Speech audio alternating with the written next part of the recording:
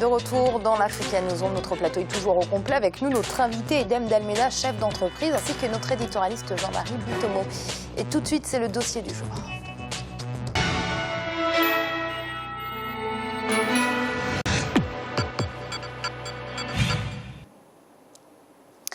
Dans les années 60, après les indépendances des pays africains, la France a imposé la reconduction du système de la zone franc. Le franc CFA, à l'heure actuelle, est encore utilisé dans deux sous-ensembles sur le continent africain, l'UEMOA et la CEMAC, l'Afrique de l'Ouest et l'Afrique centrale. Un frein au développement de l'Afrique pour de nombreux économistes qui voient en cette monnaie un instrument au service de l'économie française. Ils demandent la sortie de la zone franc et la création d'une monnaie nationale ou régionale, ou alors au moins la fin de l'arrimage du franc CFA à l'euro. Reportage Olivier Conan. Le franc CFA, franc de la communauté financière africaine, est la monnaie commune à 14 pays africains d'Afrique de l'Ouest et du Centre. Créé en 1945, il a survécu aux indépendances. Le Bénin, Burkina Faso, Côte d'Ivoire, Guinée-Bissau, Mali, Niger, Sénégal et Togo sont membres de la BCEAO, Banque centrale des États de l'Afrique de l'Ouest. La BEAC, Banque des États d'Afrique centrale, regroupe le Cameroun, Centrafrique, Congo, Gabon, Guinée équatoriale et le Tchad. Le franc CFA a été rattaché au franc français et après sa disparition en 1999 à l'euro. 1 euro égale 655,957 francs CFA. C'est un taux fixe. Les États africains doivent déposer 50% de leurs réserves de change dans un compte d'opération auprès du Trésor français. En contrepartie, celui-ci garantit la convertibilité illimitée, la fixité des parités et la libre transférabilité du franc CFA. En 2015, la BEAC disposait de 3 848 milliards de francs CFA auprès du Trésor français, rémunéré à 0,30% pour le compte d'opération et 0,05% pour le compte spécial de nivellement. Alors que le taux de couverture de l'émission monétaire requis est de 20%, les banques centrales le couvrent à près de 100%. Le franc CFA est-il un handicap pour le développement des pays africains? Quelle est la politique monétaire pratiquée dans la zone CFA? Comment la BCEAO et la BEAC peuvent-elles contribuer au financement des économies? Pour certains économistes, la question du franc CFA est avant tout une question de souveraineté. Les pays utilisant cette monnaie doivent s'affranchir de la tutelle de la France et prendre leurs responsabilités. Le plus grave danger que fait courir le franc CFA sur les économies africaines, c'est de nous déresponsabiliser complètement. Cette monnaie ne nous rend pas capables de prendre nos responsabilités dans la gestion de nos budgets et dans la gestion de notre monnaie. Nous considérons que les budgets n'ont aucune contrainte et qu'il suffit que le Trésor public français soit là pour renflouer avec des appuis budgétaires pour que nous puissions mener n'importe quelle politique économique sans tenir compte des capacités réelles de nos pays à financer ces politiques économiques. Depuis 1945, les accords de coopération et la parité fixe du franc CFA avec le franc français et ensuite l'euro ont assuré la stabilité monétaire des pays de la zone franc CFA, ce qui a favorisé leur développement. La croissance dans l'UEMOA est prévue à 7,1% en 2016 contre 1,7% dans la zone CEMAC. Exportateurs de pétrole, les pays d'Afrique centrale souffrent de la baisse des coûts du pétrole, mais grâce au franc CFA, la disponibilité des devises pour le secteur privé a été maintenue au contraire de pays comme le Nigeria. Les 8 pays sont la partie de l'Afrique qui en 2015 et en 2016 et probablement en 2017 a la croissance la plus élevée. Avec 6% de croissance du PIB, cette partie-là, qui a le franc CFA pour monnaie, en partie parce que le franc CFA était très stable par rapport au Naira et au Cedi, et non seulement la partie d'Afrique qui a la croissance la plus forte, mais c'est la partie du monde qui, juste après l'Asie du Sud-Est et la Chine, à 0,5% près, a la croissance la plus élevée. Pour les critiques du franc CFA, la croissance n'est pas un argument solide parce que la plupart des pays africains connaissent des croissances soutenues. La BCEAO et la BEAC ne jouent pas leur rôle dans le financement de l'économie parce qu'elles sont sous influence française. Dans l'espace UEMOA, le ratio crédit à l'économie sur PIB est de 23%. Il est de 153% pour l'Afrique du Sud et 300% aux États-Unis. Cela veut dire que les économies de la zone ne sont pas financées. Au contraire des États-Unis et de la Banque centrale européenne, la BCEAO et la BEAC s'interdisent de faire le financement monétaire du déficit budgétaire des États. Ceux-ci sont obligés de se financer plus cher sur le marché des obligations. Une banque commerciale peut emprunter à 2,5% auprès de la Banque centrale pour acheter des obligations émises par les États à 6,5% et récupérer la marge d'intermédiation qui est de 4%. Qu'est-ce qui interdit à la Banque centrale de prêter directement aux États à 2,5% dans notre espace économique? Avec si peu de ressources, est-ce que la Banque centrale pourra continuer à refuser de financer directement les budgets des États? L'orthodoxie monétaire des banques centrales de la zone franc CFA et leur rigidité ne constituent pas les seuls freins au développement des pays africains. L'accès au capital pour les entrepreneurs et agents économiques est un levier à utiliser pour atteindre le développement. Les questions monétaires, c'est pour les experts, les banquiers centraux. Ce qui est important, c'est de se focaliser sur est-ce qu'on a des entrepreneurs, est-ce qu'on a du capital pour ces entrepreneurs, est-ce qu'on va créer de la richesse. Et après, je vous assure, on va dire ça en français, les questions monétaires, c'est un peu de la plomberie, c'est technique, mais c'est tellement moins important. Pour certains économistes, le franc CFA est un frein à l'industrialisation des pays africains. Il contribue à la perpétuation des économies de rente. Il n'est pas adapté pour le financement de la transformation structurelle des économies des pays membres. Quand nous importons des produits, des intrants pour nos industries, avec le franc CFA, ça coûte plus cher. Nous payons des surcoûts systématiques.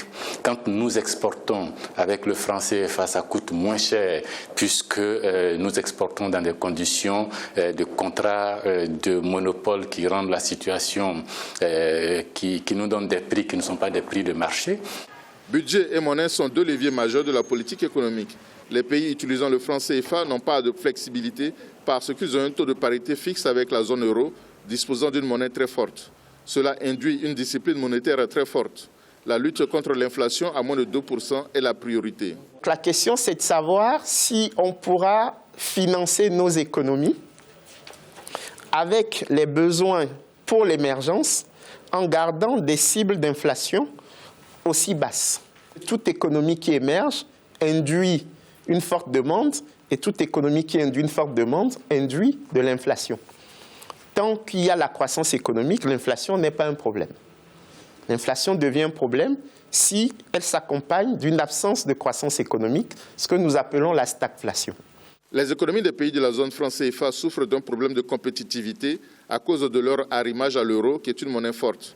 Quand il était ministre de l'économie en Côte d'Ivoire, Mamadou Koulibaly avait émis l'idée d'un franc CFA flottant. Le prix d'une monnaie doit évoluer en fonction de la conjoncture économique et refléter le prix du marché. Cette flexibilité permet l'adaptabilité de l'économie.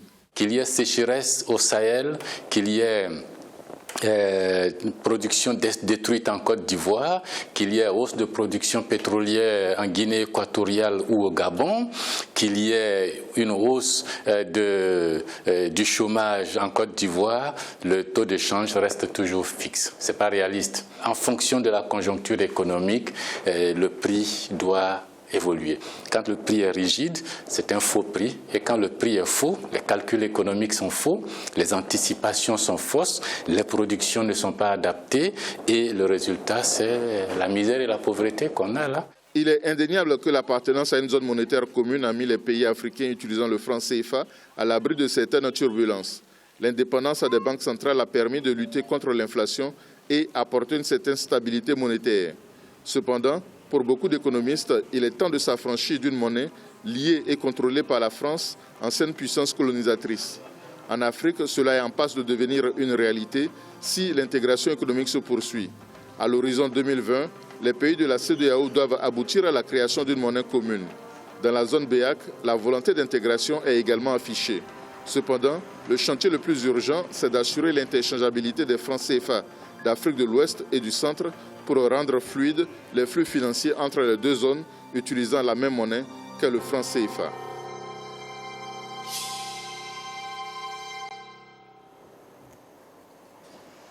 Le cœur du débat est là, messieurs. Peut-on se développer économiquement sans souveraineté monétaire, monsieur D'Almeida?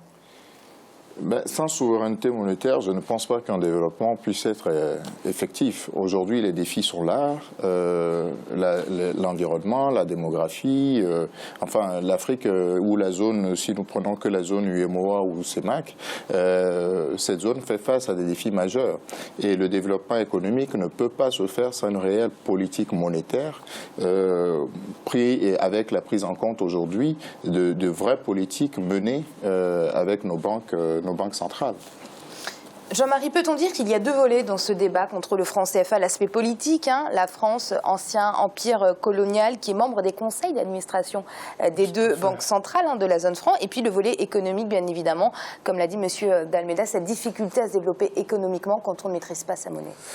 Je pose tout simplement la question suivante. Quand on dit, si vous voulez, la France lors de la Révolution, c'est quoi, si vous voulez, battre la monnaie? Pour les économistes, ça veut dire quelque chose. Ça veut dire avoir son destin économique entre ses mains. Comment se fait-il que la seule zone au monde, je veux mettre les pieds dans le plat, où vous avez, depuis les années 70, on est parti du système de taux de change fixe au système de taux de change flottant.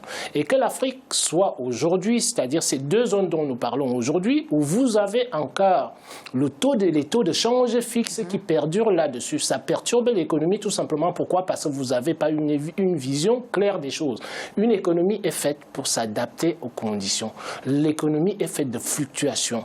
Quand les économistes décrivent l'économie, on vous dit qu'il y a ce qu'on appelle des cycles économiques. Des cycles courts, des cycles moyens et des cycles longs dans lesquels vous avez le Kitchen, le Juglar et le Kondratiev. Comment voulez-vous que l'Afrique puisse regarder à long terme et maîtriser sa croissance si il n'y a pas de flexibilité? Les gens nous parlent de croissance. Justement, Jean-Marie, je vous coupe, mais c'est justement le principal argument des pro-CFA, c'est la stabilité de cette monnaie due à l'arrimage du franc CFA à l'euro. Mais non, ça ne peut pas être un argument, tout simplement. Pourquoi? Parce que l'économie, si vous voulez, ne suit pas les fluctuations économiques naturelles. C'est-à-dire quand vous avez une inflation dans l'économie, quand vous avez une croissance économique, quand vous avez une récession, et la monnaie doit suivre, si vous voulez, tous ces mouvements-là pour pouvoir se développer. Donc le franc CFA n'a rien apporté au pays de la zone franc? Au pays de la zone franc, si vous voulez, à ce niveau-là, il n'y a pas un apport conséquent quand on regarde le fonctionnement des économies. Quand on nous parle de la croissance, moi je veux bien, j'ai toujours parlé des indicateurs internationaux sur ce plateau. On nous dit que vous voyez sur la zone, vous avez une croissance économique. J'ai dit souvent aux spécialistes, faites attention,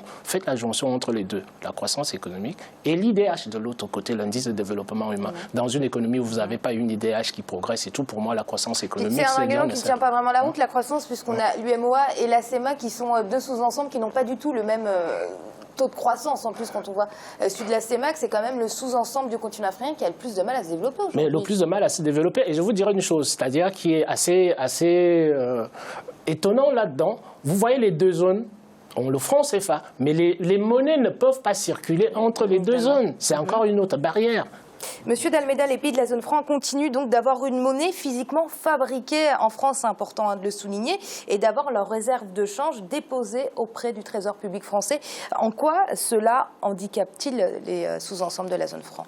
Je dirais d'abord que cela a été bien montré dans le reportage. Il s'agit de mécanismes aujourd'hui qui montrent bien que, alors M. Koulibaly, l'ancien ministre des Finances de la Côte d'Ivoire, indique que le mécanisme vise à déresponsabiliser, mais je dirais qu'on nous a planté un monde dans lequel nous avons toujours été déresponsabilisés, même infantilisés. Et en fait, nous n'avons évolué que de sémantique en sémantique. Je ne veux pas refaire l'histoire du stade du franc CFA, mais on oppose trop souvent la question de la stabilité à la question de la crise identitaire. Aujourd'hui, la France nous parle de souveraineté. Nos États ont besoin de cette souveraineté. La souveraineté, elle est aussi économique.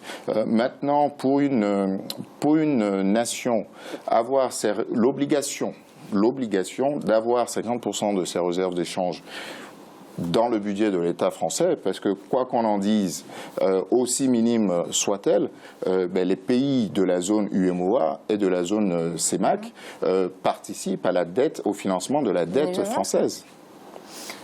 Jean-Marie, vous connaissez certainement cet ouvrage, Monsieur D'Almeida également, en servitude monétaire.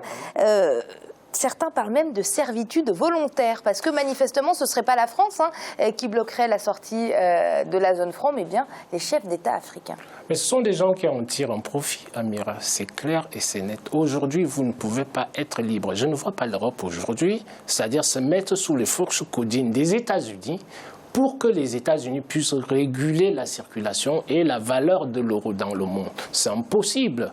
Aujourd'hui, les États africains sont censés être des États. La servitude dont vous parlez sont censés être des États indépendants. Quelle indépendance? Si vous êtes incapable de pouvoir battre votre monnaie, de pouvoir la contrôler, de contrôler la masse monétaire qui circule dans vos économies, elle vous est imposée avant. Vous n'avez pas la possibilité de mettre en place des anticipations rationnelles. C'est clair. Monsieur D'Almeida, faut-il sortir de la zone franc? Je pense que c'est un processus à enclencher. En sortir, je serai un peu plus prudent, bien évidemment. Mais en tout cas, le débat du mécanisme doit être vu. Il est certain. Il est certain que nos États doivent être aussi en mesure d'utiliser effectivement ces réserves de change. Alors je rejoins un peu ce qui a été dit. Ce n'est pas que la France qui bloque. Effectivement, il y a bien d'autres intérêts en jeu. Mais si nous prenons au mot le président François Hollande, il l'a dit à Dakar, rien n'oblige les banques centrales, ou en tout cas, oui, les banques centrales et les États à en faire usage. Pourquoi elles font du zèle, ces banques centrales? Allons savoir.